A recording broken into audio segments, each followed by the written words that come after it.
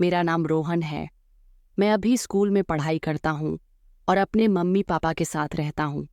पढ़ाई में सब कुछ ठीक है, लेकिन एक विषय ऐसा है जो हमेशा मेरे लिए मुश्किल बना रहता है, गणित।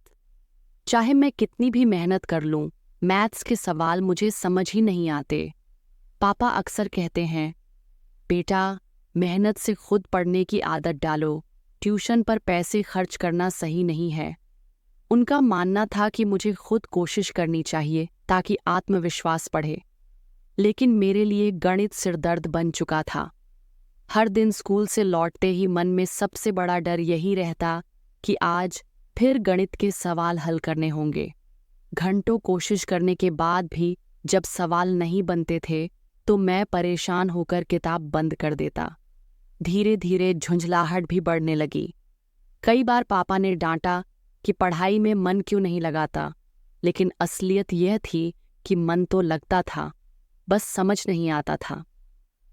आखिरकार एक दिन मैंने मम्मी पापा से साफ कह दिया कि मुझे मैथ्स की ट्यूशन चाहिए। पहले तो उन्होंने मना कर दिया।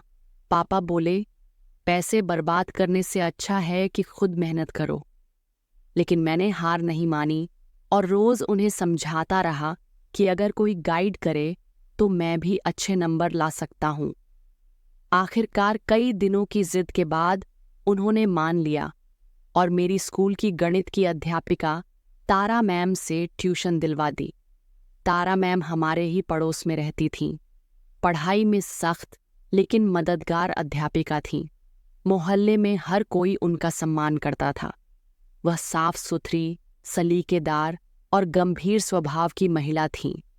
उनके पति किसी दूसरे शहर में नौकरी करते थे, इसलिए वह ज्यादातर अकेली ही रहती थीं। उनके घर का वातावरण बहुत शांत था और जब मैं पहली बार ट्यूशन के लिए वहां गया तो मुझे एक अलग सुकून महसूस हुआ। धीरे धीरे मेरी ट्यूशन शुरू हो गई। रोज शाम को मैं उनके घर जाता और वह मुझे धैर्य से पढ़ाती। उनकी सबसे अच्छी बात यह थी कि वह कभी गुस्सा नहीं करती थीं। चाहे मैं कितनी भी बार एक ही सवाल पूछूं, वह हमेशा समझाती। उनकी इस आदत ने मुझे बहुत प्रभावित किया। सच कहूं तो मेरे मन में उनके लिए एक अलग सा लगाव होने लगा था। वह हमेशा सलीके से कपड़े पहनती और उनका व्यक्तित्व बहुत आकर्षक था। मैं अक्सर चुपचाप उनकी बातें सुनता और सोचता कि काश मैं भी उनकी तरह सब कुछ सलीके से कर पाता। लेकिन यह सब मैंने कभी किसी से साझा नहीं किया। मुझे पता था कि मेरी उम्र अभी छोटी है और इस तरह की भावनाएं सही नहीं हैं, इसलिए इन्हें हमेशा मन में दबा कर रखा। एक रविवार की सुबह की बात है। तारा मैम ने मुझे टेस्ट देने के लिए बुलाया। मैंने जल्दी जल्दी नाश्ता किया, दूध पिया और कॉपी किताब लेकर उनके घर चला गया।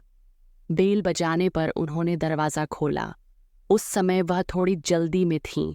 मैंने मजाक में मुस्कुराकर कहा, मैम, आप अभी तक नहाई नहीं क्या? वह हंस दी और बोली, हाँ, घर का काम कर रही थी। मैंने फिर मजाक किया, तो आज ट्यूशन नहीं होगी क्या? उन्होंने जवाब दिया, क्यों नहीं होगी? बिल्कुल होगी। तुम अंदर आओ और बैठो। मैंने तुम्हारे लिए टेस्ट पेपर बनाया है, उसे हल करो। मैंने टेस्ट पेपर ले लिया। जाते जाते उन्होंने कहा, मैं नहाने जा रही हूँ, तुम अच्छे से टेस्ट देना और चीटिंग मत करना। मैंने हामी भरी और लिखना शुरू किया। कमरे में शांति थी। लगभग 30 मिनट में मैंने पूरा टेस्ट हल कर लिया। फिर मैं खाली बैठा सोचने लगा। तभी मन में ख्याल आया कि मैम अभी क्या कर रही होंगी। पहले तो खुद को रोका कि मुझे यहीं पर बैठना चाहिए, लेकिन जिज्ञासा इतनी बढ़ गई कि खुद को रोक नहीं पाया।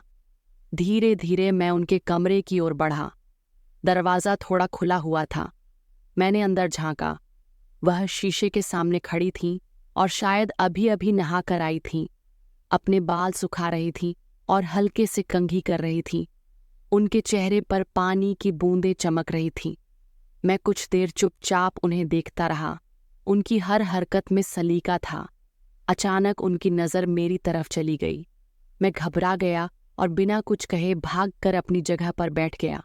जल्दी से कॉपी उठाई और ऐसे दिखाने लगा जैसे अब भी सवाल हल कर रहा हूँ। थोड़ी देर बाद मैम बाहर आईं। उन्होंने मेरी ओर देखा और हल्की मुस्कान के साथ पूछा, रोहन, तुम मेरे कमरे के पास आए थे क्या? मेरा दिल जोर से धड़कने लगा। मैंने घबरा कर कहा, नहीं मैम, मैं तो कब से टेस्ट कर रहा हूँ। उन्होंने कुछ नहीं कहा, बस मुस्कुराकर बोली, अच्छा, कोई बात नहीं। मैंने झिझकते हुए पूछा, क्या हुआ मैम? तो उन्होंने सहज अंदाज में कहा, मैंने कहा, हाँ मैम, टेस्ट पूरा हो गया। वह बोली, ठीक है, उसे यहीं छोड़ दो, मैं बाद में देख लूंगी। मैंने कॉपी टेबल पर रखी और उठकर बाहर निकल गया। घर से बाहर निकलते हुए मेरे चेहरे पर हल्की हंसी थी। मैं मन ही मन सोच रहा था कि अच्छा हुआ समय रहते संभल गया, वरना डांट पड़नी तय थी। उस दिन मैंने समझा कि हमें अपनी जिज्ञासा और भावनाओं पर काबू रखना चाहिए। तो दोस्तों, यह थी एक बच्चे की मासूमियत, पढ़ाई की जद्दोजहद और उसकी छोटी छोटी भावनाओं से जुड़ी कहानी। अगर आपको यह कहानी अच्छी लगी हो तो अनवी टॉक्स को सब्सक्राइब करें और कमेंट करके अपने विचार ज़रूर साझा करें।